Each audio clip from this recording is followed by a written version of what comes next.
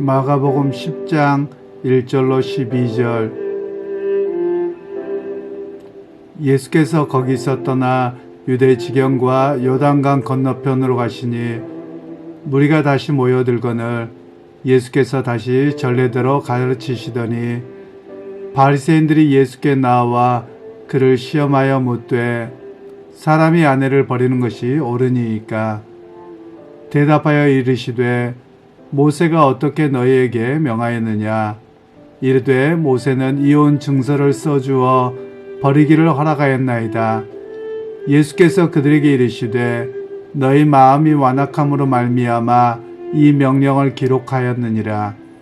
창조 때로부터 사람을 남자와 여자로 지으셨으니 이러므로 사람이 그 부모를 떠나서 그 둘이 한 몸이 될지니라. 이러한즉 이제 둘이 아니요 한 몸이니 그러므로 하나님이 짝지어 주신 것을 사람이 나누지 못할지니라 하시더라. 집에서 제자들이 다시 이 일을 물으니 이르시되 누구든지 그 아내를 버리고 다른 데에 장가들은 자는 본처에게 간음을 행함이요 또 아내가 남편을 버리고 다른 데로 시집가면 간음을 행함이니라.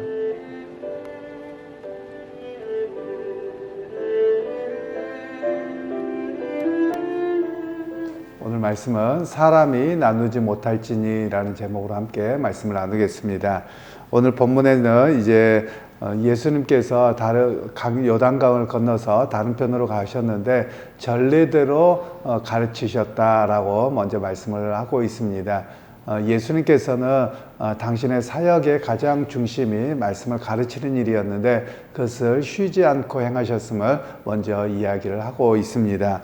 그러면서 오늘 이 본문의 말씀을 통해서 우리에게 이야기하는 부분이 있죠. 우리는 내게 주어진 일들을 꾸준히 흔들리지 않고 행하고 있는가, 그렇게 적용을 해볼 수 있습니다. 예수님께서는 자기 자신에게 매번 시비를 걸지요. 바리새인들이 항상 시비를 걸고 서기관들이 항상 시비를 걸고 책 잡으려고 했던 그런 모습들입니다. 그런 모습 때문에 예수는 어찌 보면 우리 같으면 화가 나서 안 할래 뭐 이렇게도 할 수 있고 수많은 일들을 할 수 있을 텐데 오늘 성경에서는 전례대로 예전과 동일하게 주님은 가시는 곳마다 말씀을 가르치는 일에 멈추지 않았다라는 것을 말씀하고 있죠. 그런 면에서 오늘 우리에게 이 말씀을 적용하자면 주님의 가르치심과 같이 목회자들은 또 우리가 가르침의 역할을 쉬지 않고 해야 될 것을 말씀하고 있고요. 또 성도들 입장에서는 쉬지 않고 주님의 말씀을 듣고 배움의 자리로 나아가야 함을 우리에게 말씀을 하고 있는 것이지요. 우리가 항상 그렇습니다. 사람이 들어서 아는 것이 아닙니다. 자기의 삶의 모습의 변화와 생각의 변화까지 이루어질 때 그것이 자기의 것이 됩니다. 우리가 보통 학교에서 아이들이 학교를 다니고 배웁니다. 그러면 부모들은 배우면 다 한다고 생각합니다. 그런데 그렇지 않습니다. 시험을 봐서 자기 것으로 온전하게 쓸 줄 알아야지 그나마 배운 것을 아는 것이다 라고 이야기를 합니다. 실제로 우리 한국의 교육을 이야기하자면 교회 교육도 마찬가지고 학교 교육도 마찬가지입니다. 우리는 좀 약점들을 많이 가지고 있습니다. 그게 무엇이냐면 학교의 성적을 위해서 좋은 대학을 가기 위해서만 공부로 그쳐버리는 겁니다.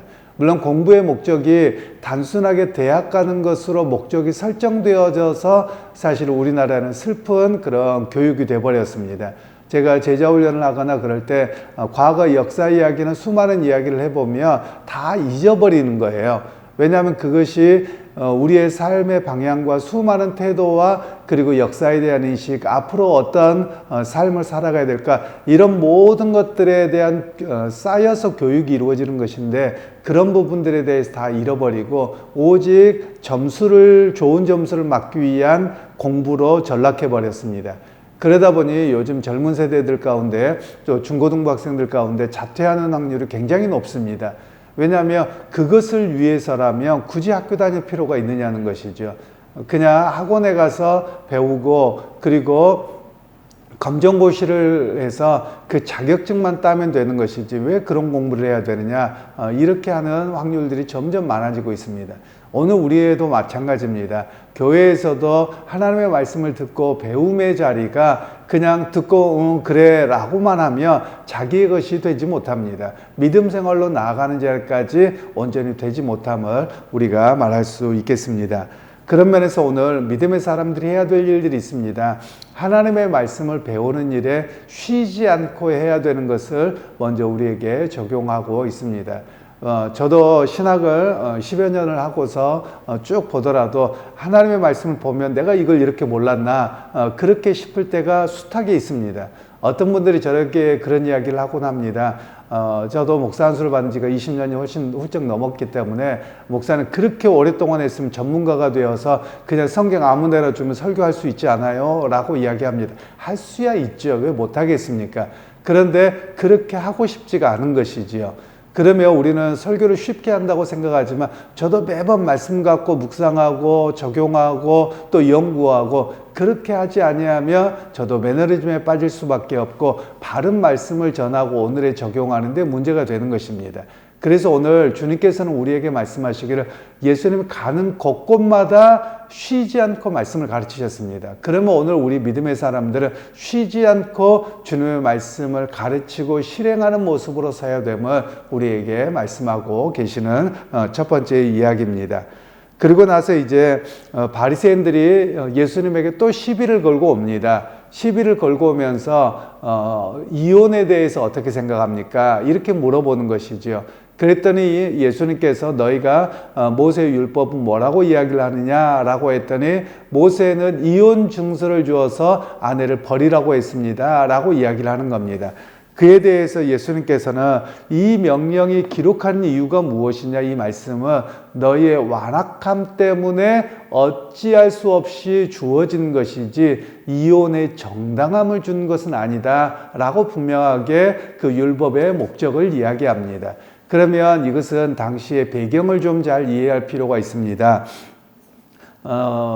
당시에는 오늘날과 같이 그 여성들의 그 권익이나 여러 가지 삶이 잘 인정되지 못하던 사회입니다. 지금도 이슬람 국가들은 그렇게 하죠. 그러다 보니 이 아내들을 버리면 어떻게 되느냐, 버리게 되는 이유가 여러 가지가 있습니다. 그냥 버리게 되잖아요.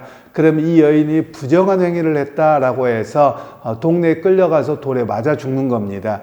그러니까 이 여인을 보호하기 위해서 이혼 증서를 써서 줘라. 즉 이 여인이 음행한 연고가 없어서 아무 문제가 없는데 내가 싫어서 버린 것이기에 이 여인이 죽여서는 안 된다라는 그런 의미로 이혼 증서를 써서 주라고 한 것입니다. 그러니까 여인의 인권 보호 차원에서 주어진 것이지요.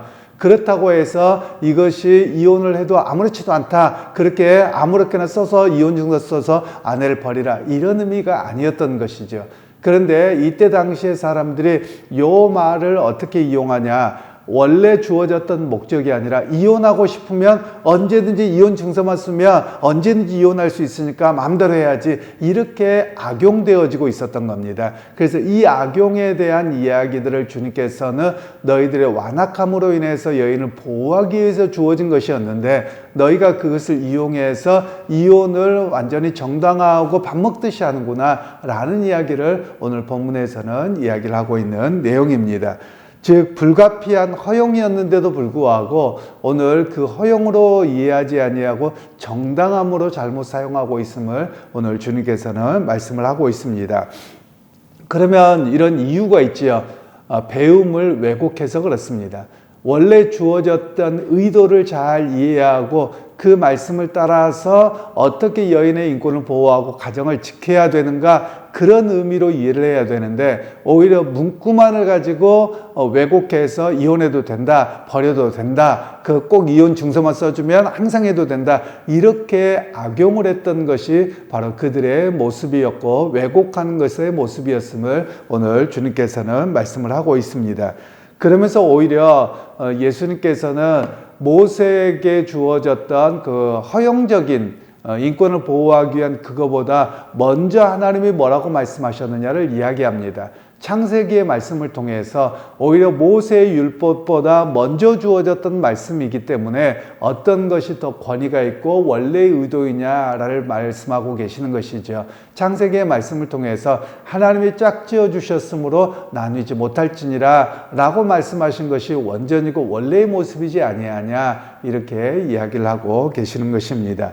그러면서 이제 예수님께서 10절에서 12절에는 제자들에게 다시 이 사건에 대해서 물었습니다. 그랬더니 예수님 말씀하시기를 아내를 버리고 장가들거나 또는 남편을 버리고 새 시집을 가거나 이 모두가 다 간음하는 일이다. 예수님께서는 이렇게까지 말씀을 하고 계시는 겁니다. 물론 이 본문을 통해서 우리에게 기억할 것이 있죠. 이혼이라는 문제에 대해서 상당히 오늘날 우리 한국 사회가 관대해져 버리기는 했습니다. 그래서 이혼이 아무 성격 차이나 뭐에 대해서 아무렇게나 해도 되는 것처럼 우리가 너무 쉽게 되어버렸습니다. 그런데 우리가 하나님께서 가정을 이루게 하셨으며 그 가정을 지킴이 우선이 되어야만 합니다. 어떻게 하나님 내게 주어진 가정을 지킬 것인가, 그리고 그것이 또 때로는 어렵고 힘들더라도 그 십자가를 어떻게 지고 잘 감당해야 될 것인가, 이런 쪽으로 우리의 마음이 모아져야만 합니다. 그런데 오늘 우리는 자녀들이 문제만이 아니라 부모들도 마찬가지더라고요. 마음에 안 들면 너 그냥 집 나와버려. 항상 이렇게 행동하고 있거든요. 그러니까 뭐가 문제이냐? 하나님의 말씀이 우선인데 하나님의 말씀보다도 내가 먼저가 되어버리는 겁니다. 그래서 항상 이것이 문제가 되어서 한국 사회가 굉장히 어려운 지경을 가고 있습니다. 우리 한국 사회가 이혼율이 벌써 제가 한 10여 년 전에 통계를 보았을 때만 하더라도 이혼율이 30%였습니다. 그런데 30%를 훨씬 지금은 넘어갈 겁니다. 그러면 무엇이냐면 견디지 못하는 겁니다. 조금만 마음에 안 들면 견디지를 못하고요. 그리고 그것이 굉장히 싸움이 커집니다. 오늘 성경에 보면 이런 이야기가 나오죠. 남자가 부모를 떠나 하나의 가정을 이루도록 합니다. 그런데 오늘날은 한국 사회에서 가정을 떠나지 않습니다. 즉 여전히 자기가 결혼을 했으면, 제가 제 후배, 제 제자에게 물었던 적이 있습니다. 가족에 이렇게 이제 한국에 사역을 하면서 이력서를 가지고 왔습니다. 그래서 이력서를 보니까 가족란을 썼는데 가족란에 어떻게 썼느냐 봤더니 자기 어머니, 아버지, 아내, 아들 이렇게 썼더라고요. 그래서 이 사람아, 당신의 가족이 부모님은 가족에 들어가는 게 아니야. 왜 그러냐면 독립된 가족이거든요. 즉 주민등록을 떼어보세요. 그러면 부모님과 함께 살고 있으면 거기에 거주지로 들어오지만 최소 단위의 가족은 부부와 자녀이거든요. 결혼 이전의 자녀거든요.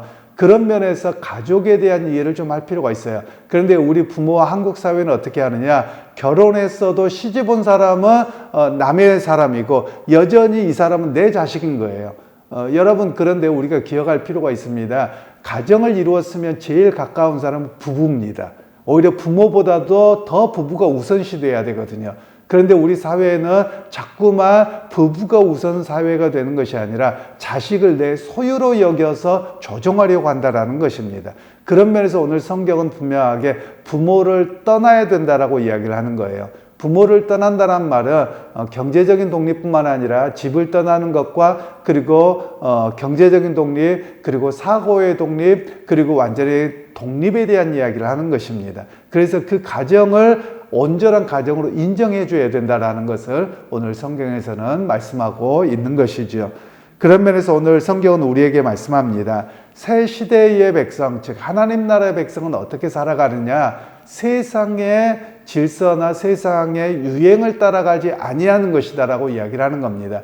즉 이 시대의 유행은 모세의 율법을 따라서 이혼 증서를 주면 언제든지 이혼할 수 있다. 이것이 당시의 유행이었어요. 그런데 주님께서는 하나님 나라의 새 시대 백성은 창세기 때부터 주어졌던 그 말씀을 따라서 가정을 지키고 가정의 온전함을 붙들고 살아가는 것이다. 주님은 이렇게 말씀하고 계시는 것이거든요. 그래서 오늘 우리에게도 마찬가지입니다. 오늘 우리 그리스도인들이 정말 좀 바뀌었으면 하는 바람들이 있습니다. 그게 뭐냐면 자녀 문제들을 이야기하거나 또는 자녀들이 결혼해서 자녀를 낳는 문제들을 이야기하거나 모두가 다 세속적이 되어버렸습니다. 아이를 낳아서 어떻게 그 아이를 낳아서 기르는 것이 돈이 얼마나 드는데요. 그리고 아이 때문에 내 인생을 어떻게 허비하는데요. 이런 이야기를 합니다.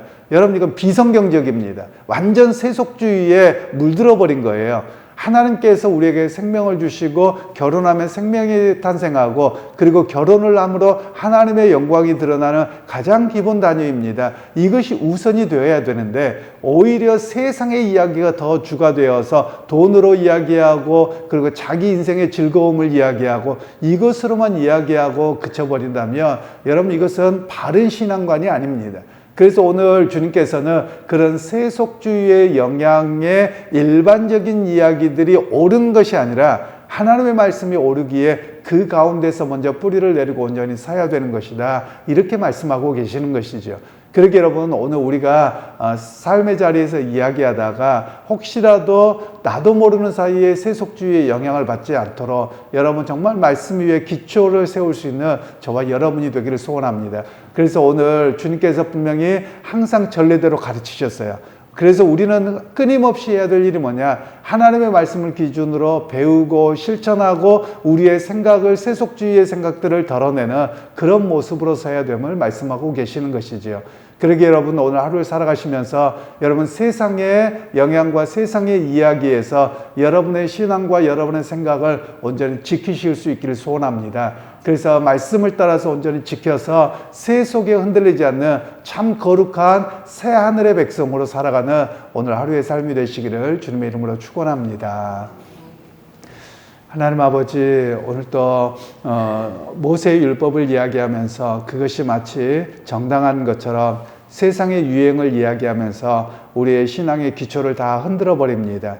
하나님, 우리의 입술과 생각이 세상의 영향으로부터가 아니라 하나님의 말씀으로 기준을 온전히 세우고 흔들리지 않는 우리 모두가 되게 하시고 그리고 새 시대의 하나님 백성으로 믿음 따라 살아가며 또한 우리에게 주신 가정들을 거룩함으로 지킬 수 있는 우리 모두가 되게 하여 주옵소서.